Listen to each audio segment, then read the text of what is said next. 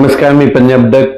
10 जून पासून काय होणार, आणखीन मराठवाडा आणि दक्षिण महाराष्ट्राकडेच म्हणजे ना इकडल्या भागातच आणखीन मान्सून राहील.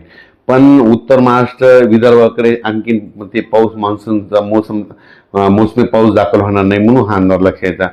त्याच्यानंतर तुम्हाला एक सांगू इच्छितो, 10 म्हणजे 10, 11, 12 पर्यंत आणखीन काय होईल म्हणजे मराठवाडा आणि दक्षिण महाराष्ट्रामध्ये सातारा, सांगली, सोलापूर, कोल्हापूर, पुणे आणि इकडे मराठवाड्याचे लातूर जिल्हा, बीड जिल्हा, परभणी जिल्हा, नांदेड जिल्हा, धाराशिव, लातूर, हिंगोली ह्यापर्यंतच काय होईल म्हणजे आणखीन 10, 11, 12, 13 पर्यंत पाऊस राहील, म्हणून हा अंदाज लागायचा. पण हे सगळीकडे मान्सूनचा मोसमी पाऊस पडणार नाही, काही भागातच पडला, जिथं पडला तिथं जास्त पडायला, सर्वदूर काही पडणं, म्हणून हा अंदाज लक्षात.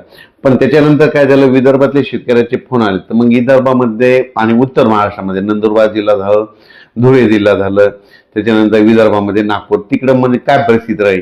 तर त्या शेतकऱ्याला सांगू इच्छितो की काय होणार आहे म्हणजे 13 तारखेपासून 13, 14 पासून ते मग 16, 17, 18 पर्यंत मग काय होईल, उत्तर महाराष्ट्र आणि विदर्भाकडे मोसमी पाऊस दाखल व्हायला सुरुवात होईल.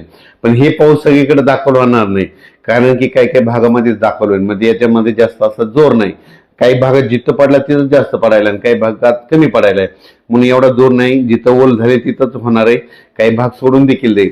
पण हे करत असताना तुम्हाला सांगू इच्छितो की 13, 14, 15च्या दरम्यान मग मुंबईला देखील, नाशिककडे देखील, मुंबईला देखील पाऊस बघायला भेटेल, पुण्याकडे देखील मोसमी पाऊस बघायला भेटेल.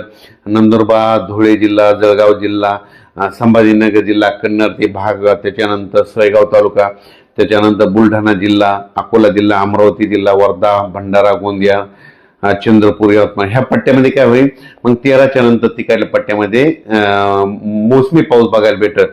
पण तो पण सर्वदूर नाही राहणार, काय होणार आहे, काही काही भागातच पडणार आहे. मग शेतकऱ्याला सांगितलं तर याच्यामध्ये काय झालं की आहे पण थोडा कमजोर आहे. तर शेतकऱ्याला एक विनंती की जमिनीमध्ये जर ओल असेल तरच पेरणीचा निर्णय घ्या, नसता घेऊ नका. मी पहिल्यापासूनच म्हणलं होतं की यावर्षी पेरणीचे 3 टप्पे होणार आहे, एक 7 ते 14 मध्ये. मग आता दक्षिण महाराष्ट्र, कोल्हापूर, सांगली तिकडे पाऊस झाला, त्यांच्याकडे ओल असेल तर ते पेरणी करू शकते, समजा की ते त्यांचा निर्णय घेतील. त्याच्यानंतर काय होणार आहे, जूनच्या शेवटच्या आठवड्यात म्हणजे 20 जून ते 30 जून मध्ये एक पेरणीचा टप्पा राहील. मग त्याच्यामध्ये देखील महाराष्ट्रामध्ये पाऊस पडणार आहे.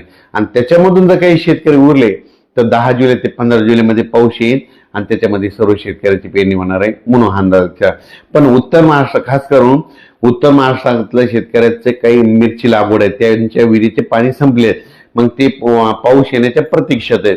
तर त्यांच्या उत्तर महाराष्ट्र, कन्नड तालुका, सिल्लोड, भोकरदन, त्याच्यानंतर जळगाव जिल्हा, नंदुरबार जिल्हा, धुळे जिल्हा, त्या शेतकऱ्याला सांगू इच्छितो की पारोळा तालुका की तुमच्याकडे मात्र 13 तारखेपासून 13 जून पासून ते 17, 18 पर्यंत दररोज वेगवेगळ्या भागामध्ये विखुरलेल्या स्वरूपाचा हे मोसमी पाऊस दाखवलोय. सर्वदूर नाही पडणार पण वेगवेगळ्या भागात पडणार आहे, म्हणून हे अंदाज शेतकऱ्यांना घ्यायचा. त्याच्यानंतर विदर्भामध्ये देखील अशीच परिस्थिती राहील. विदर्भामध्ये देखील काय होईल, 13 जून पासून ते 17, 18 पर्यंत, 13, 14, 15ला 18, 17, 18च्या दरम्यान तिकडे विदर्भात देखील काही जिल्ह्यामध्ये दाखल होईल. पण हे सगळीकडे दाखल होणार नाही, काही भागात होईल. 20 जून ते 30 जून मध्ये होईल. मग त्याच्यामध्ये मात्र आणखीन जवळपास खूप ठिकाणी भरपाई झालेली दिसत. म्हणून शेतकऱ्याला सांगू इच्छितो, पेरणी करत असताना निर्णय स्वतः घ्यावा, कारण की काय होतं, जमिनीमध्ये ओल नसाल, 4 बोटावर पेरणी केली तर ती फेल जाते. म्हणून चांगली ईदभर ओल गेल्याच्या नंतर शेतकऱ्यांनी पेरणीचा निर्णय घ्या.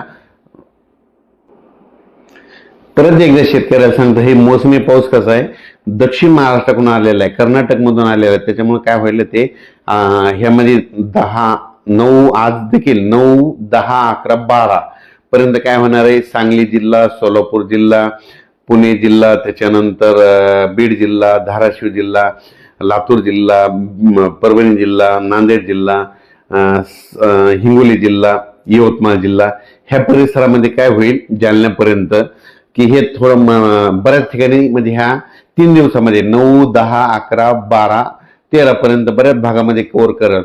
पण काही काही भाग सोडून देखील देईल, काही काही ठिकाणी मात्र खूप देखील पडेल, म्हणून हे देखील सर्व शेतकऱ्यांना घ्यायचं.